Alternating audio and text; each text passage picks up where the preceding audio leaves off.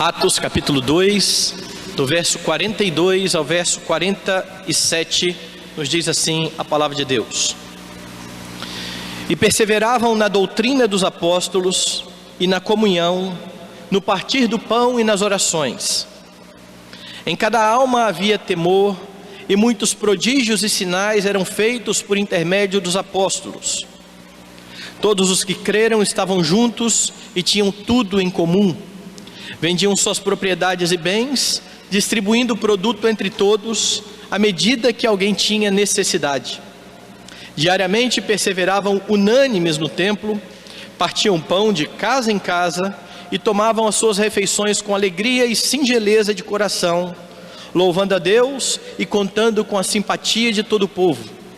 Enquanto isso, acrescentava-lhes o Senhor dia a dia os que iam sendo salvos. Vamos orar.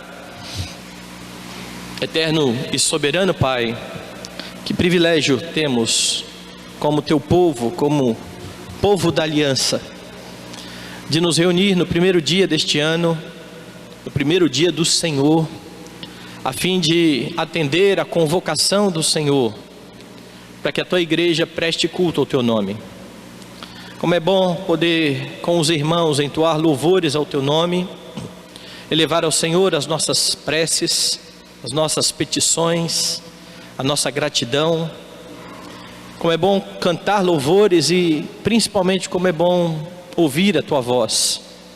Cremos que o Senhor fala por meio da palavra que foi lida, que será nesse momento exposta. Que o Senhor, ó Deus, use a minha vida para edificar a vida dos meus irmãos nesta noite. E que a palavra do Senhor venha instruir o nosso coração para a tua própria glória. Em nome de Jesus que nós oramos e agradecemos. Amém. Irmão, certa vez eu estava no gabinete e eu recebi um e-mail. O e-mail era de um curso para pastor, que na sua propaganda alardeava o seguinte: nós ensinamos 350 projetos para fazer uma igreja crescer de 50 para 700 membros. Falei, opa, é com a gente aqui, né? De 300 para 5 mil e de 3 mil para 40 mil membros. Essa era a propaganda ali no e-mail. E eu olhei aquilo e falei, será que tem gente que acredita nesse negócio? E tem. Certamente há muitos correndo atrás do crescimento da igreja a qualquer preço. O que importa é que haja gente na igreja, custe o que custar. Não importa quais sejam os meios. E é por isso que esse tipo de curso muitas vezes faz sucesso entre as pessoas. Muitas igrejas têm tentado crescer, por exemplo, por meio do marketing, ou à base de troca, fazendo com que as pessoas venham à igreja para receber algum benefício, que seja cesta básica, que seja um benefício qualquer, mas faça isso em base de troca. Eu já contei que na igreja que eu trabalhei, numa igreja lá em São Paulo, que tinha uma lista de chamada, e nessa lista de chamada eu perguntei para que era aquela lista, porque não tinha nenhum membro da igreja naquela lista, e aí me informaram que aquela era a lista da cesta básica. Durante os 4 domingos do mês, as pessoas tinham que ir à escola dominical, e elas então recebiam lá a sua presença, e quem no final do mês tinha completo os 4 domingos, ganhava a cesta básica. Eu falei, não, eu não vou fazer isso não, devolvi a lista, se vocês quiserem, vocês continuem com isso. Mas pessoas que vêm à igreja para receber algo em troca, elas atrapalham a igreja. Porque elas não estão interessadas na palavra, elas não estão interessadas em adorar a Deus. Nesse caso, por exemplo, elas estariam interessadas numa cesta básica. E isso não é o modo como a igreja vem agindo ao longo dos tempos. Mas vez por outra você vê algumas pessoas dizendo, nós temos que usar algum certo tipo de isca para atrair os incrédulos. E é interessante notar isso. Notar que apesar disso, de todo esse crescimento, e a igreja evangélica vem crescendo no Brasil a cada dia, você não vê uma diferença na sociedade no que diz respeito aos seus princípios morais. E por que não acontece isso? Porque as pessoas estão aderindo ao grupo religioso, mas elas não estão se convertendo ao Senhor Jesus Cristo.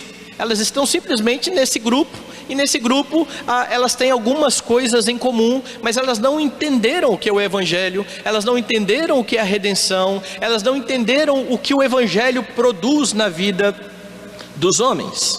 Então, muitas igrejas têm crescido dessa forma, mas se essas não são razões bíblicas, e eu tenho dito aqui que não são as razões bíblicas para o evangelismo, para a proclamação, para o crescimento da igreja, nós temos que fazer uma pergunta.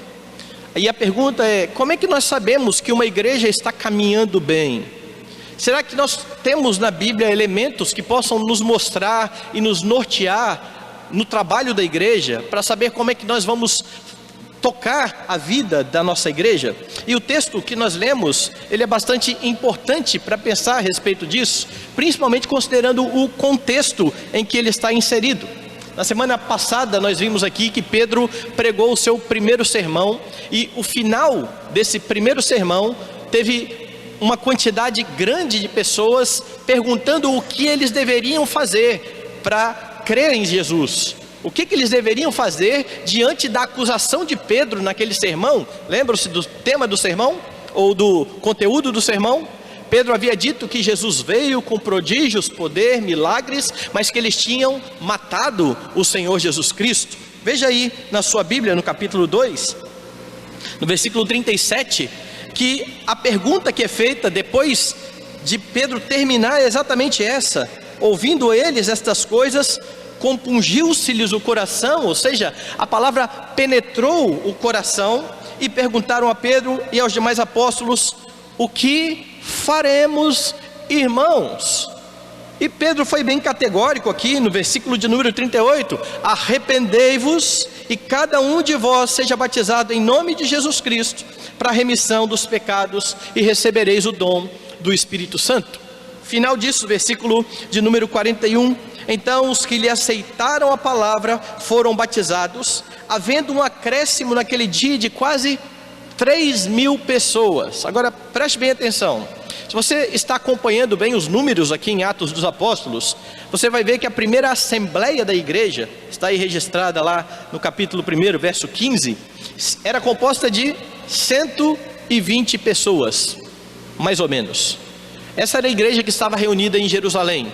Cerca de 120 pessoas que estavam orando, buscando então a promessa que Jesus havia feito do Espírito Santo, e estão esperando a promessa ser cumprida.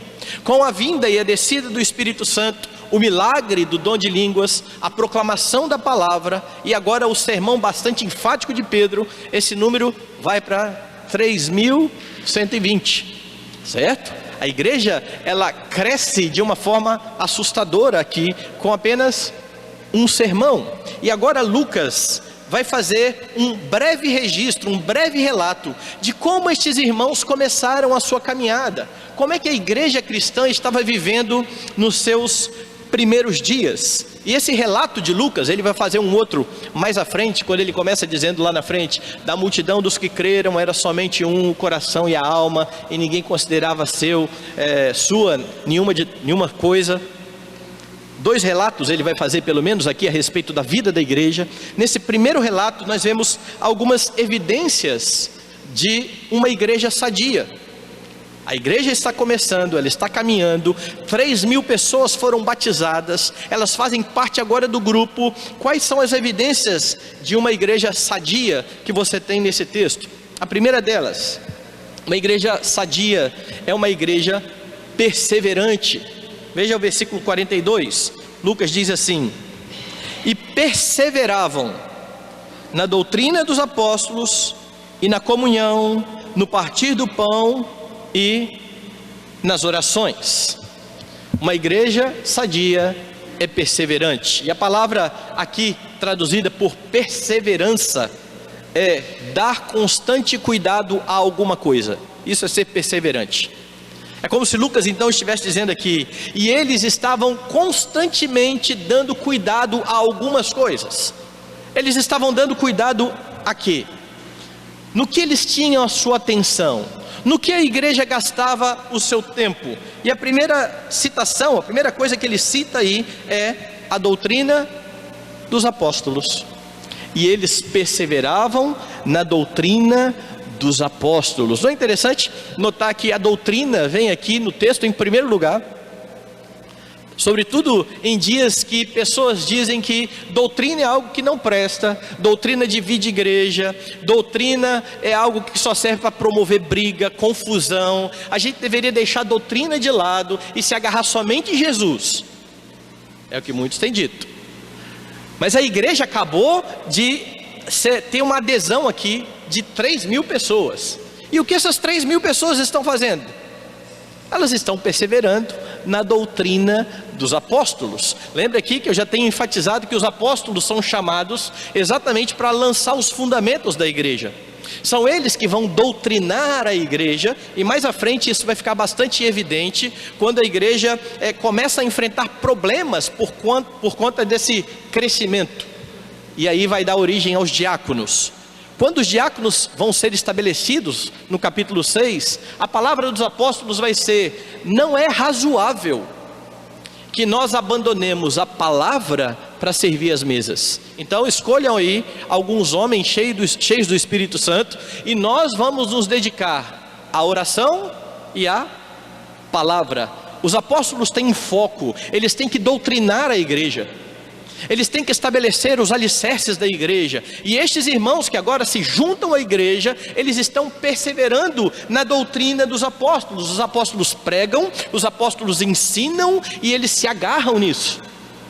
Eles estão dando constante cuidado a isso. Eles estavam empenhados em cumprir aquilo que era ensinado pelos apóstolos. E aqui há algo bastante importante também.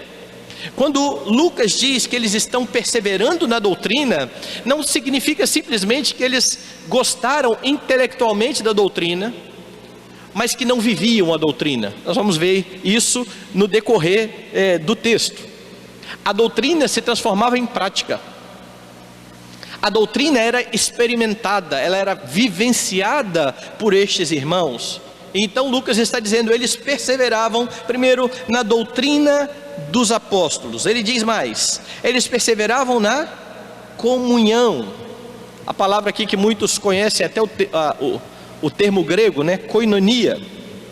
E ela tem aqui um significado, um sentido bastante rico. Entre outras coisas, o termo significa participar conjuntamente. Isso é koinonia. Estar unido, integralmente unido. Não é uma simples associação, por exemplo, como um clube de futebol que tem os seus torcedores que mensalmente vão lá e depositam a sua mensalidade porque eles querem ajudar o clube. O que essas pessoas têm em comum? Um time de futebol. Mas se você pegar qualquer time de futebol, você vai ter pessoas bastante diferentes nos seus posicionamentos políticos, nos seus posicionamentos éticos, né, na sua moral, mas eles torcem para um mesmo time. E aí eles se juntam em algum lugar, e eles até torcem juntos, cantam juntos, gritam juntos, incentivam o time juntos, mas isso não é koinonia. Isso é um ajuntamento. A comunhão que é estabelecida aqui na igreja e que é estabelecida fruto do conhecimento da palavra. Lembre-se que Jesus Cristo, quando em seu ministério, ao orar, vai dizer que a vida eterna é conhecer a Deus.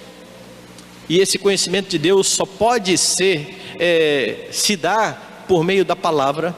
Não é possível conhecer a Deus de outra forma. Deus se revela por meio da Escritura.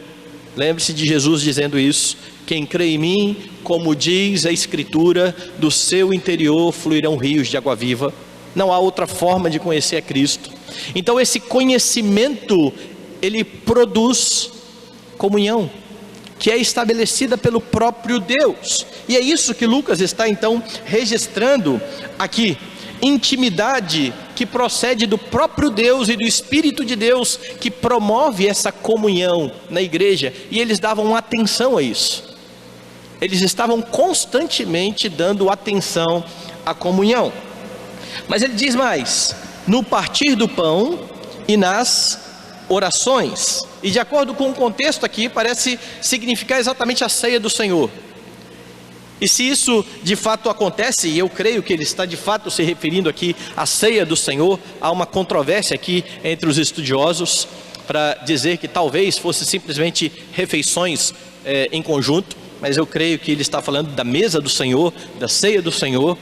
E se isso é verdade, você tem pelo menos aqui duas daquelas que os reformadores consideram as marcas da verdadeira igreja. Os reformadores entendiam que as marcas da verdadeira igreja eram três: pregação fiel da palavra, administração correta dos sacramentos, fiel exercício da disciplina. Eles entendiam que para uma igreja ser considerada fiel, verdadeira, essas três marcas deveriam existir. E você vê aqui no relato de Lucas, essa igreja já com essas duas marcas bem visíveis aqui.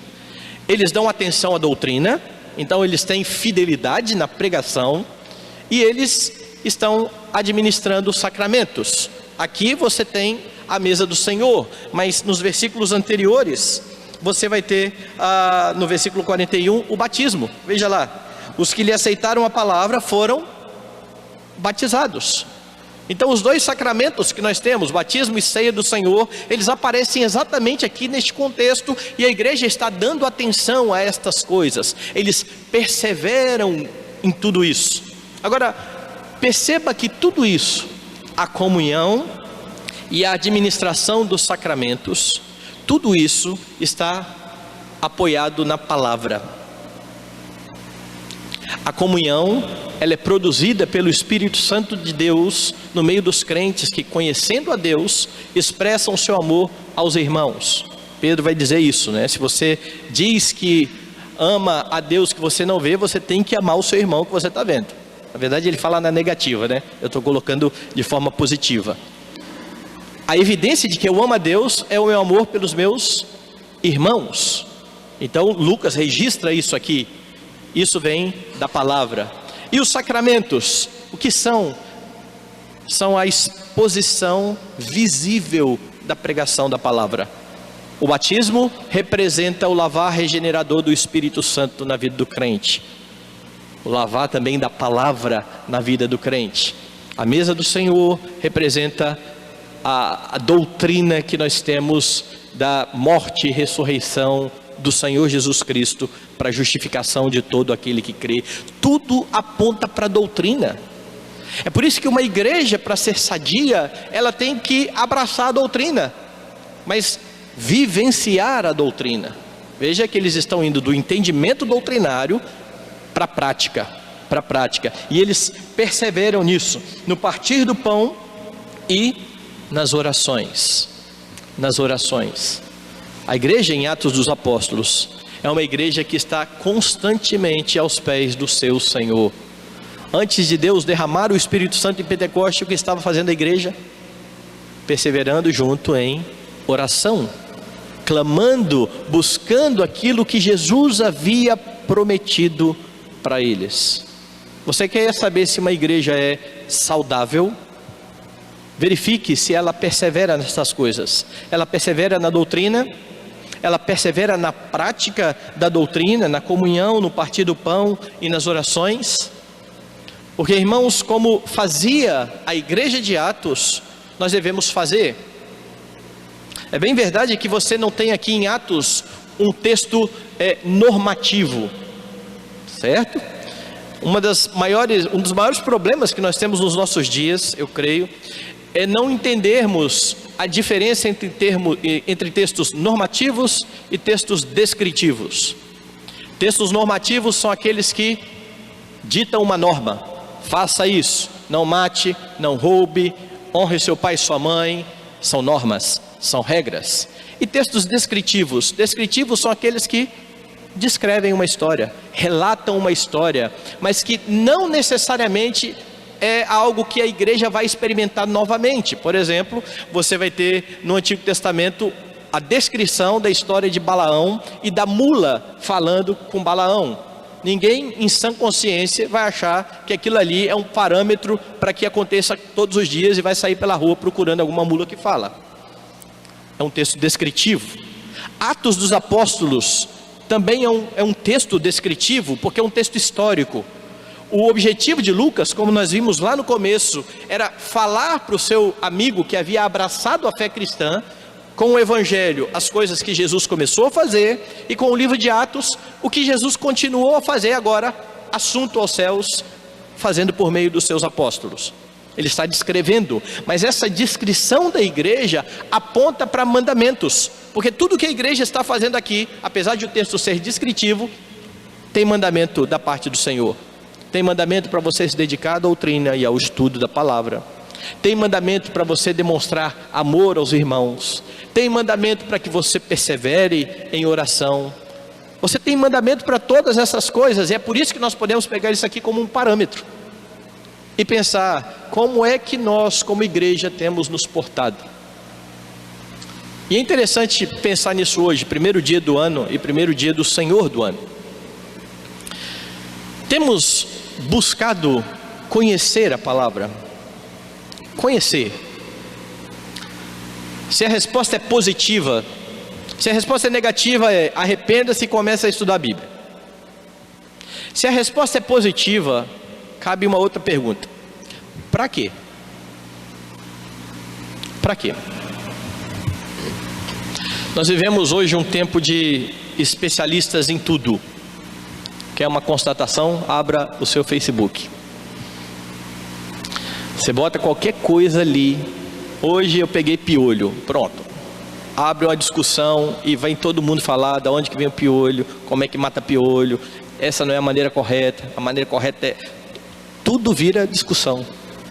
E as pessoas falam de cátedra, parece, né? Como se fossem de fato especialistas em todas essas coisas. Mas fica nisso. Fica nessa teoria. Muito antes do Facebook, já contei essa história aqui a alguns irmãos da igreja. Muito antes do Facebook, ainda era Orkut, havia grupos de discussão na internet, e tinha um grupo muito famoso de discussão por e-mails, que era um encontro de jovens reformados, muitos jovens que começaram a abraçar a fé reformada e criaram esse grupo e começaram a discutir, porque a fé reformada de fato ela é belíssima e ela supre muito daquilo que os curiosos gostam, né? Ela explica. Tem um irmão aqui da igreja que falou para mim, brincando, né? Que quando ele era da outra igreja dele, ele usava mais a fé. Ele falou: pastor, eu usava mais a fé. Aqui a gente explica tudo. Na outra igreja eu perguntava: por que isso? Pela fé. Pela fé. Então aqui eu estou usando muito pouco a minha fé. Ele brincou com isso. Mas a verdade é que muitos, nessa ânsia de conhecer, começam a discutir a doutrina, se tornam experts na doutrina e não vivem a doutrina. E então eu pastoreava em São Paulo e estava um dia lá no meu gabinete e chegou um jovem na congregação e falou assim: pastor, eu vim aqui para conhecer o senhor, porque me falaram que o senhor é um pastor reformado. Eu falei: tá. Eu queria fazer algumas perguntas. Falei: pode fazer. Aí ele começou a fazer uma série de perguntas sobre teologia reformada. Parecia até que eu estava na prova do seminário. Aí ele perguntou, eu acho que eu fui aprovado, porque ele passou para a segunda etapa. E a segunda etapa foi a seguinte: eu posso ver os seus livros? Eu falei: pode ver meus livros, estão aqui meus livros, minha biblioteca está aqui. Aí ele começava a ver os meus livros, aí de vez em quando ele pegava os autores brasileiros e falava assim: olha, reverendo Hermiston, é muito bom o reverendo Hermiston. Eu falei: foi meu professor, o reverendo Hermiston. Ah, que legal. Ó, reverendo Mauro, muito bom, foi meu professor também. Olha esse reverendo Heber, rapaz, esse reverendo Heber é muito bom. Eu falei: foi meu professor também. Aí ele falou: pronto, pastor, eu vou vir congregar aqui. Eu falei: joia. Eu falei assim: agora eu quero perguntar. Primeira pergunta é: por que você quer vir para cá? Porque você gosta da fé reformada e gosta de discutir essas coisas? Você se sente satisfeito intelectualmente com isso tudo? Ou porque você entende que a fé reformada vai te tornar mais santo? Porque, meu irmão, se não te levar à santidade, não importa. Aí ele deu uma balançada, e eu vi que ele deu uma balançada, e comecei a perguntar algumas coisas, e no final eu estava aconselhando um jovem viciado em pornografia, mas que discutia doutrina como ninguém. Ele só não vivia. toda a doutrina que ele pregava, que ele discutia, que ele dizia que era boa. E a minha pergunta é: você tem estudado a Bíblia? Para quê? Para quê? A igreja perseverou na doutrina, mas isso se transformou em atitudes práticas. Eles estavam vivenciando o seu estudo, porque senão nós vamos ter o mesmo adjetivo daqueles mestres da lei da época de Jesus: hipócritas, ou sepulcros caiados, ou qualquer outro nome desse que você vê Jesus chamando estes homens, que conheciam a lei, mas que não viviam em conformidade com aquilo que eles estavam vivendo. Então, se você tem estudado a Bíblia, continue, persevere, dê constante atenção a isso, mas lembre-se que isso não é um fim em si mesmo. Tem que se transformar em prática na sua vida, porque não há como ser um crente piedoso sem conhecer e praticar a palavra. Agora, é possível você conhecer muito a palavra e não ser piedoso. É possível. Eu citei a história desse jovem agora. Você tem dado atenção à comunhão com os irmãos? O que é o corpo de Cristo para você? O que é estar inserido numa igreja? Não é à toa que a Bíblia chama a igreja de corpo, e mostra que, como num corpo humano nós temos muitos membros interligados e que cooperam para que o corpo vá bem, a igreja é de igual forma dependente de cada um dos membros para que ela vá bem. Nós fomos colocados, inseridos no corpo de Cristo para abençoar os nossos irmãos, e é por isso que a lei diz que nós amamos ao Senhor de todo o coração e amamos ao próximo como a nós mesmos. Isso envolve comunhão, saber a respeito do nosso irmão, porque a intimidade com os irmãos, ela se dá por meio dessa integração e desse conhecimento. Mas às vezes nós vamos à igreja, ouvimos, cantamos e vamos embora, e vamos ver as pessoas da igreja na outra semana. Nós não conhecemos de fato as pessoas. Nós sabemos que elas são das nossas igrejas, e se a igreja for muito grande, talvez a gente nem saiba que ela é da nossa igreja, e achamos que isso é um corpo. Isso não é um corpo. Isso está longe de ser igreja no sentido que a Escritura coloca que deve ser igreja. Você tem dado atenção ao partir do pão, à mesa do Senhor? Há crentes que ficam meses e meses sem participar da mesa do Senhor. Parece que é um ritual simplório e vazio, sendo que é um mandamento para a igreja participar do pão e do cálice, estar em comunhão com o seu Deus e com os seus irmãos. E nós precisamos estar em torno da mesa do Senhor e dar atenção à ceia do Senhor. Você gasta tempo orando. Ano passado eu falei aqui em um dos sermões a respeito disso. Nossa igreja tem orado pouco. E isso você pode perceber nas reuniões de oração, quando poucas pessoas estão presentes, e nas reuniões nos lares, onde poucas pessoas convidam a igreja para estar junto ali no lar, buscando a Deus em oração. E as poucas pessoas que convidam a igreja para estar com os irmãos em oração, muitas vezes não recebem os outros, porque as pessoas têm outros compromissos. Parece que a oração é a última coisa que vem na nossa agenda. Se der tempo, se eu não tiver outra coisa para fazer, aí eu vou lá orar com os irmãos. E a igreja está aqui dando constante atenção a isso. Então, de repente é o dia de você fazer um propósito. Esse ano eu vou orar mais, eu vou buscar mais a Deus, eu vou estar mais em comunhão com os meus irmãos. Mas olhe para o texto. Lucas continua demonstrando o que é uma igreja saudável. Uma igreja saudável, uma igreja sadia, ela é unida. Veja, eu já citei a koinonia aqui no texto anterior, mas veja como que Lucas dá atenção especial a isso. Do verso 44 ao verso 46. Todos os que creram estavam juntos e tinham tudo em comum. Vendiam suas propriedades e bens, distribuindo o produto entre todos à medida que alguém tinha necessidade. Diariamente perseveravam unânimes no templo, partiam pão de casa em casa e tomavam as suas refeições com alegria e singeleza de coração. E por que eu vou enfatizar mais a unidade da igreja? A comunhão dos santos, que eu fiz questão de ler nos nossos padrões de fé agora há pouco. Porque Lucas está fazendo isso. Porque este é o resultado de uma igreja que se apoia no estudo das Escrituras e que leva a sério o estudo das Escrituras. Ela vive, ela pratica isso. E qual é o alvo? Exatamente o próximo, o nosso irmão. E de novo, eu digo, Jesus resume a lei dizendo que ela é amar a Deus e amar ao próximo. Não há um envolvimento sério com Deus se não há um envolvimento sério em relação ao meu próximo. E Lucas está destacando isso aqui. Veja, ele começa mencionando aí que todos os que creram, verso 44, estavam juntos, mas não só isso, eles tinham tudo em comum. A igreja expressava a sua unidade de forma bastante bela. O ajuntamento da igreja aqui não era mera obrigação. Hoje é dia de igreja, bora lá. Eles gostavam de estar juntos, eles gostavam de estar reunidos, eles parece que sentiam falta aqui de estar uns com os outros. Você sente falta dos seus irmãos da igreja? Quando você sai daqui no domingo, você fica pensando, tomara que chegue outro domingo logo.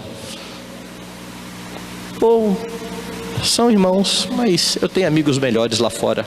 E isso é terrível, porque há crentes que têm essa intimidade maior com pessoas não crentes, que não tem nada em comum, ou pelo menos não tem aquilo que é principal em comum, que é a pessoa do Redentor. Eu conversei uma vez com um rapaz e disse isso para ele. Eu falei, rapaz, eu preocupo com você, porque você vai à igreja e vai embora correndo, não se relaciona com ninguém e só tem amigo não crente. E a resposta dele foi, pastor, eu tenho mais afinidade com eles. Eu falei, como assim?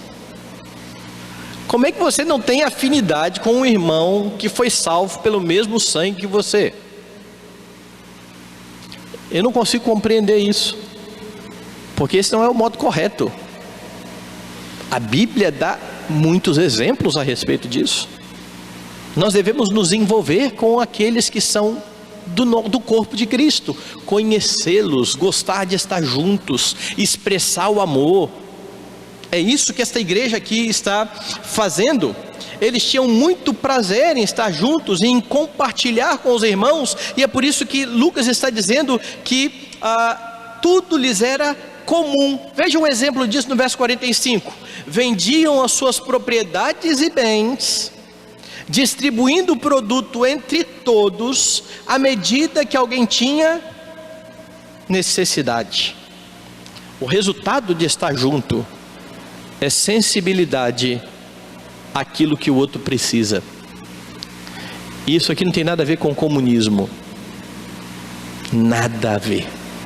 Apesar de alguns olharem e falar assim, está vendo, o comunismo está na Bíblia. Não, comunismo é roubar o que é da propriedade privada do outro. Comunismo é quebra do mandamento de Deus. Comunismo é isso. Isso aqui não é comunismo não. Comunismo impõe que você ajude. Aqui não, eles faziam de livre vontade. Mais à frente nós vamos ver um texto desse, quando Ananias e Safira vão entregar a sua oferta, eles escondem parte daquilo que eles tinham vendido do campo e entregam como se tivesse entregado tudo. E a pergunta de Pedro para ela é, Ananias, olha só, o campo não era seu? Vendido o campo, o dinheiro não era seu? Em outras palavras, Pedro está dizendo o seguinte, alguém te pediu dinheiro? O problema ali foi ele ter mentido, dizendo que daria tudo que era o fruto da venda, o produto da venda, e mentido. Esse foi o problema, e o final nós conhecemos. Deus matou aquele homem. Mas Deus não matou porque ele não deu. Deus matou porque ele mentiu. Então não tem nada a ver com comunismo, mas tem a ver com sensibilidade. Tem a ver com você se preocupar. E sabe desde quando que Deus ensina isso na Bíblia? desde o Antigo Testamento. Eu enfatizo aqui as leis, e as leis são muito legais, eu acho, de se olhar na perspectiva civil. Por exemplo, as leis em relação ao pobre, ao órfão, à viúva. Hoje as igrejas querem fazer ONGs para ajudar os necessitados. Você não tem isso na Bíblia. Você não tem isso na Bíblia. Você tem ajuda aos irmãos. Mas você tem algo bastante interessante no Antigo Testamento. Por exemplo, você individualmente, não era a igreja que tinha um campo de milho. Era uma pessoa, um membro da igreja, da comunidade de Israel. Ela tinha lá o seu campo de milho. E aí a lei dizia o seguinte: quando você for colher o seu milho, colha e passe de uma vez só. Não volte para pegar as espigas que você deixou para trás. Por quê? Por causa do órfão, da viúva, dos necessitados, que procurando o que comer, iam lá no campo e sabiam que tinha espiga no campo. Porque ficou para trás. Era impossível eles colherem tudo numa leva só. E a lei dizia: vá de uma vez só, não volte. Quer um exemplo de onde aconteceu isso? Vá lá e veja a história de Ruth. Ruth foi no campo de Boaz fazer o quê? Pegar espiga. Por que ela foi pegar espiga? Porque tinha. Porque a lei dizia que Boaz tinha que ceifar o seu campo, mas deixar para trás. Então eles tinham certeza que a viúva poderia ir lá e se alimentar. Deus se preocupa com o próximo, e nós nos preocupamos com os nossos irmãos, e a igreja está expressando aqui. Então, quando eles verificavam que havia necessidade, eles vendiam seus campos, eles vendiam suas propriedades, eles distribuíam entre todos, porque eles não estavam agarrados naquilo, como muitos dos nossos dias, que só pensam em si mesmos, e que veem o dinheiro e a riqueza como algo para sua própria satisfação. E de fato nós podemos usufruir do nosso trabalho. Você também tem essa ordenança na Bíblia. Você pode gozar do fruto do seu trabalho, mas o fruto do seu trabalho é também para que você manifeste o seu amor na prática ao seu próximo. A igreja está fazendo isso aqui em Atos dos Apóstolos. Eles vendiam as suas propriedades à medida em que alguém tinha necessidade, sem precisar de campanha, sem precisar de Pedro ficar lá alardeando, sem precisar de troca, dizendo: venha, ofereça seu bem e você vai ganhar uma bênção de Deus. Eles não estavam aqui preocupados no que eles iam ganhar de Deus com a sua oferta. Eles estavam preocupados em expressar o amor cristão entre ali os seus pares. Sensibilidade para com os próximos, comunhão, amor expresso de fato e de verdade. E Lucas fala mais ainda: diariamente perseveravam unânimes no templo. Eles todos os dias estavam juntos buscando a Deus. Eles também partiam pão de casa em casa e tomavam as suas refeições com alegria e com singeleza de coração. E aqui de novo há uma disputa entre os intérpretes sobre o que seria o partir do pão. E parece que aponta tanto para as refeições comuns, quando diz aqui que eles tomavam as suas refeições com alegria e singeleza, como também para a mesa do Senhor, lembrando que as reuniões dos crentes eram nas casas. Nós não tínhamos templo lá. Quando eles iam ao templo, você tem essa transição do judaísmo para o cristianismo. Mas com o passar do tempo, as igrejas estão reunidas nas casas. E estes irmãos estão juntos, eles estão unidos para partir o pão. Você, de novo eu pergunto, você gosta de estar com os seus irmãos? Você tem prazer nisso? Ou é só esse momento aqui que nós nos reunimos e pronto?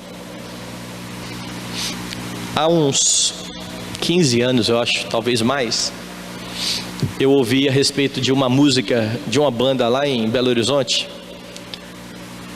E tem uns 2 anos o Erlon descobriu essa música e me mandou.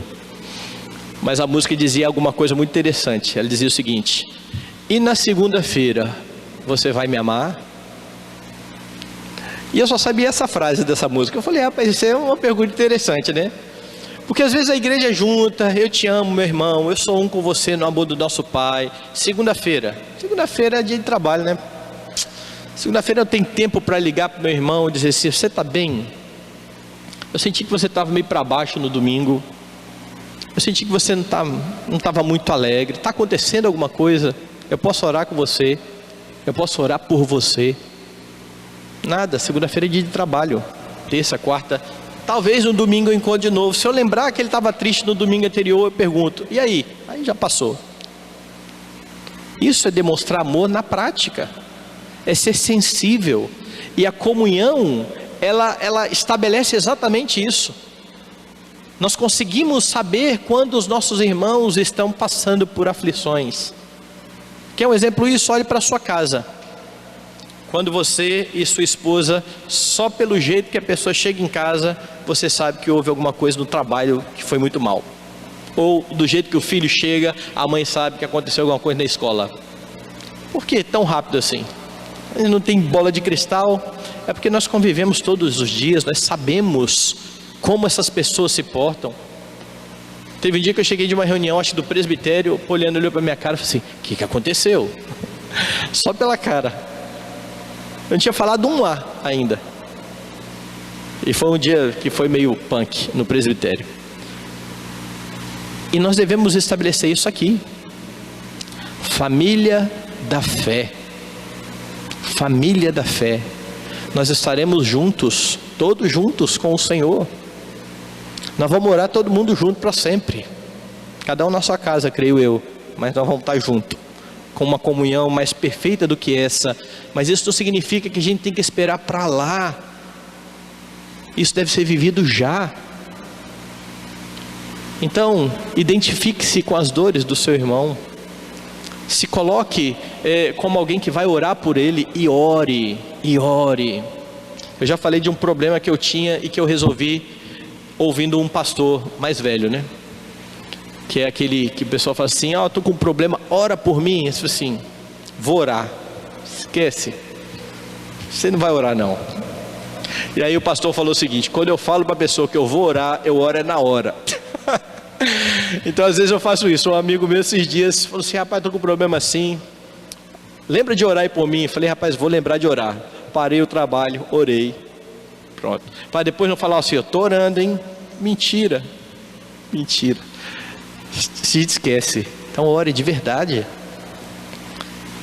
E preocupe-se, pergunte, e aí, como é que está? Melhorou? Deus respondeu a sua oração? Deus aliviou sua carga? Deus respondeu a sua petição? Isso é envolvimento, isso é estar junto, isso é estar em comunhão. Comunhão verdadeira, essa que a Escritura nos chama a ter.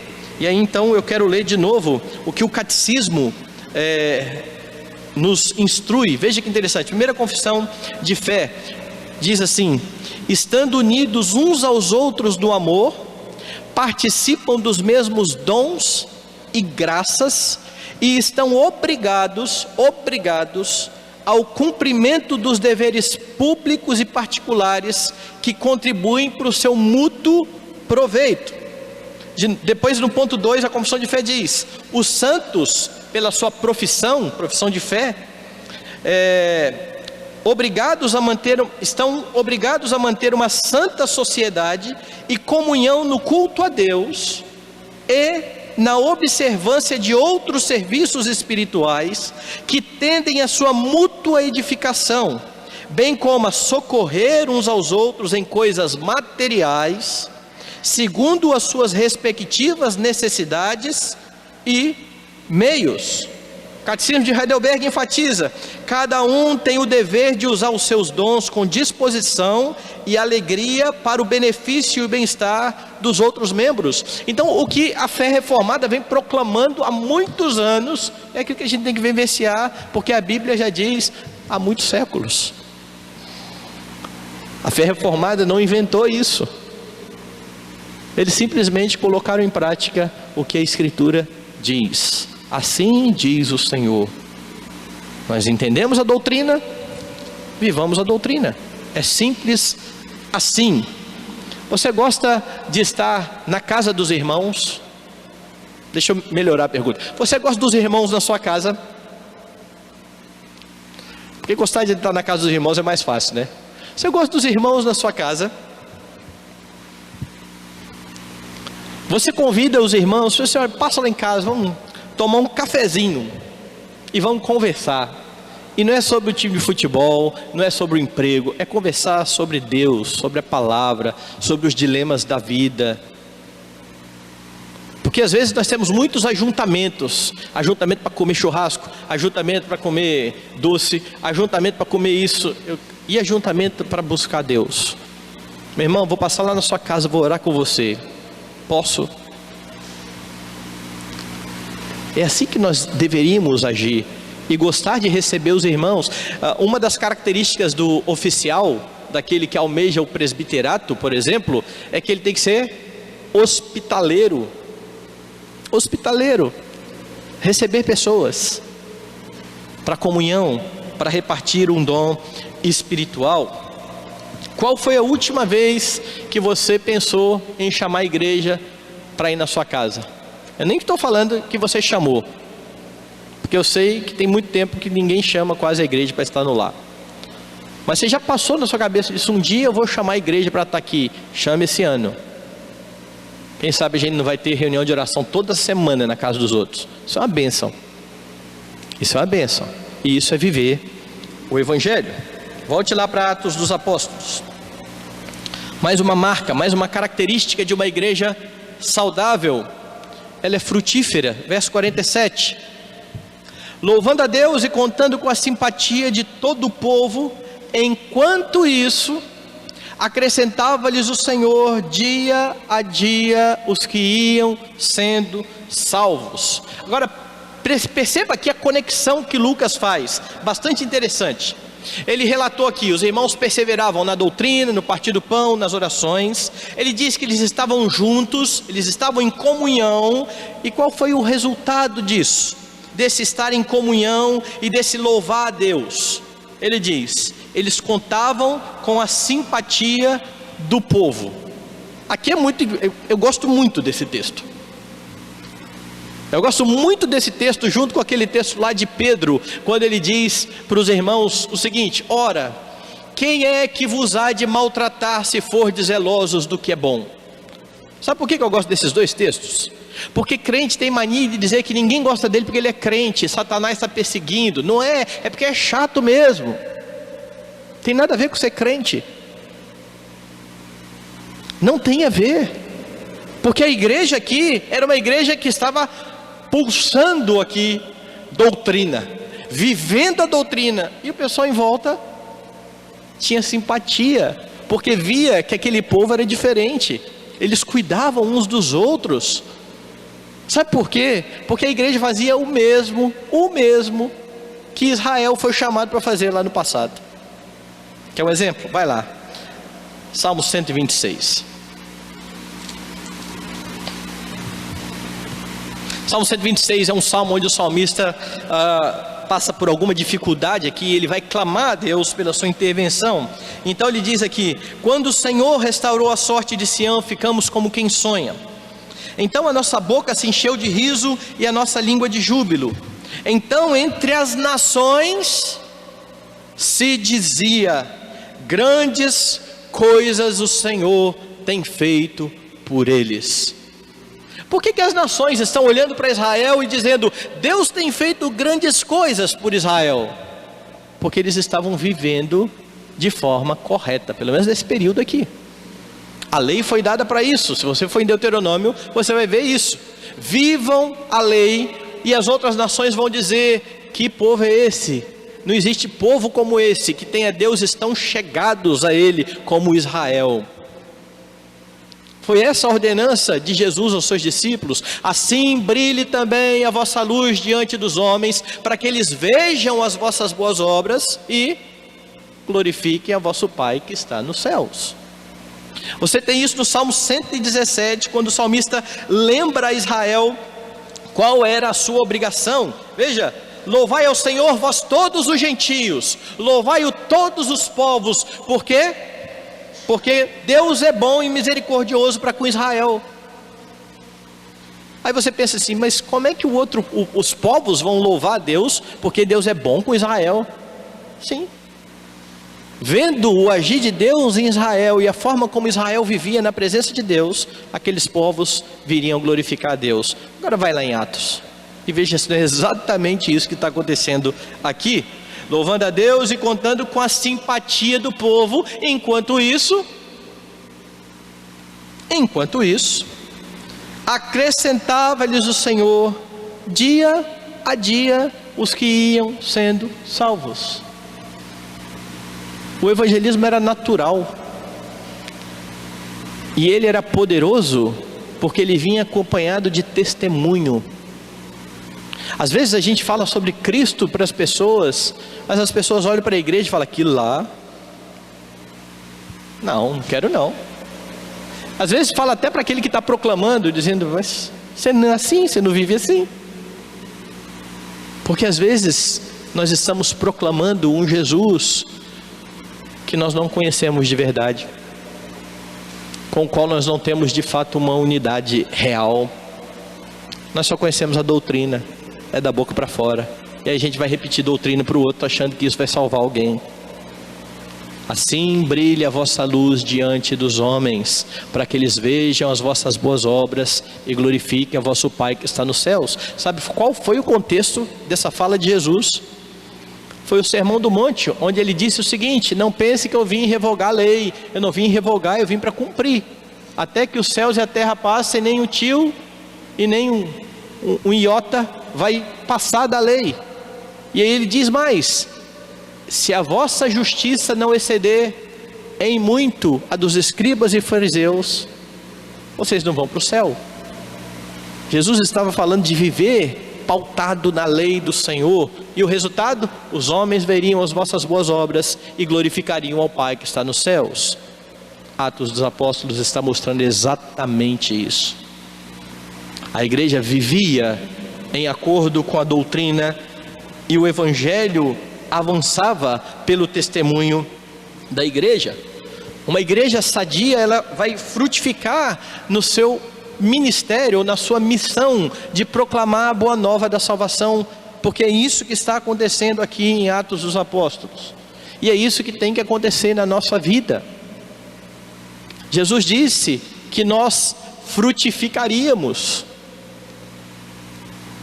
e nós devemos então colocar em prática isso aqui. Nós devemos viver dessa forma, proclamando a Jesus e demonstrando na prática o que é ser um servo de Jesus. Como é que se vive para a glória de Deus, se preocupando com o próximo, se preocupando com aqueles que estão em volta. E se você não tem vivido dessa forma, comece a viver para que Deus seja exaltado. Não caia naquela história de que todo mundo não gosta de você porque você é crente. Pode acontecer isso? Pode. Pedro fala que pode. Mas antes de Pedro falar que pode, ele diz que o normal não é isso. Ele diz: quem é que vos há de maltratar, se fordes zelosos do que é bom? Olha a pergunta: quem é que vai maltratar alguém que é zeloso por aquilo que é bom? Você é crente? Então você é honesto, você respeita o próximo, você trata, se você é homem, as mulheres como suas irmãs, você trata os mais velhos como seus pais, você é cordato, você se oferece para ajudar, porque tudo isso é mandamento de Deus. Então Pedro está perguntando: quem é que vai maltratar você se você for zeloso do que é bom? Aí ele completa e diz: mas ainda que venhais a sofrer por causa da justiça, bem-aventurados sois. Então Pedro abre espaço para dizendo: olha, pode acontecer. Então se você vier sofrer, se considere um bem-aventurado, não fique murmurando: Satanás está me perseguindo. Sofra por amor a Cristo e para a glória de Cristo. A vida dos crentes é totalmente distinta muitas vezes daquilo que a Escritura manda. Eu gosto muito de uma frase que o pastor Jader Borges fala. Ele falou uma vez num congresso que eu fui de jovens, que é o seguinte: ele falou assim: Jesus te chamou para ser diferente e não para ser esquisito. É a palavra dele. E a diferença está exatamente no cumprimento da lei, na forma como você vive para a glória de Deus. E não em ser esquisito, ser chato, ser diferente. Porque tem gente que acha que para ser crente tem que ver assim, a olhos vistos, né? Na roupa. Não é isso não, gente. Se fosse isso, era muito fácil. Se fosse isso, era moleza. A diferença não é essa. A diferença é no porquê que você faz o que você faz. Por que você é honesto? Porque eu conheço muitos não crentes honestos. Como é que você vai ser diferente? Se você tem um vizinho ateu honesto e você é crente e honesto. Qual é a diferença? A diferença é por que você é honesto e por que ele é honesto. Ele é honesto porque ele acha que tem que ser, porque ele não quer ser preso, porque ele não gostaria de ser passado para trás, então ele não passa ninguém para trás. E você, por que você é honesto? Deveria ser porque você quer exaltar o seu Deus. Essa é a grande diferença. Não é muito no que se faz, é no porquê se faz. E quando nós começarmos a viver assim, talvez experimentemos o que essa igreja aqui está experimentando, contando com a simpatia do povo. Enquanto isso, acrescentava-lhes o Senhor dia a dia os que iam sendo salvos. Então aqui Lucas descreve uma igreja sadia, perseverante, unida, frutífera. Agora, eu pulei um versículo e eu quero enfatizar ele nesse final. Veja o verso 43. Lucas diz aqui a respeito de como ele resume aqui o modo de vida desses irmãos. Em cada alma havia temor. Eles de fato conheciam e criam no Deus que eles professavam. Em cada alma havia temor. Ele diz, e muitos prodígios eram feitos por intermédio dos apóstolos. Eu já disse que isso cessou com a revelação. Mas a primeira parte continua. A igreja continua com a obrigação de temer ao Senhor e de viver para a glória dele. Eles temiam o Senhor Jesus Cristo e viviam para a glória de Jesus Cristo, enquanto o Senhor Jesus Cristo realizava prodígios por meio dos apóstolos. O que Jesus vai realizar por nosso meio? E é legal porque você vê crente falando assim, podia ter milagre nos nossos dias, né? Mas não se coloca diante de Deus nem para Deus realizar uma boa obra na vida de outro, orar pelo outro, mas quer botar a mão e curar. Ouvir o que o outro está sentindo de dor. Não, mas eu quero falar em uma língua que ninguém fala. Nós queremos coisas fantásticas, e talvez essas coisas fantásticas não sejam nem para a glória de Deus, nem para o benefício do próximo, seja para exaltação nossa. Porque se eu fizer milagre, as luzes vêm para mim. Porque se eu fizer falar uma língua dessa maluca, as luzes vêm para mim. Eles temiam a Deus e viviam para a glória de Deus. Rogue ao Senhor que mude então em você o que tem que ser mudado. Aproveite um ano que se inicia, faça diferente. Viva para a glória de Deus. Que estejamos mais unidos, que tenhamos mais vontade de estar uns com os outros. E certamente nós vamos ser abençoados se nós cumprirmos aquilo que o Senhor Deus tem estabelecido para a sua igreja.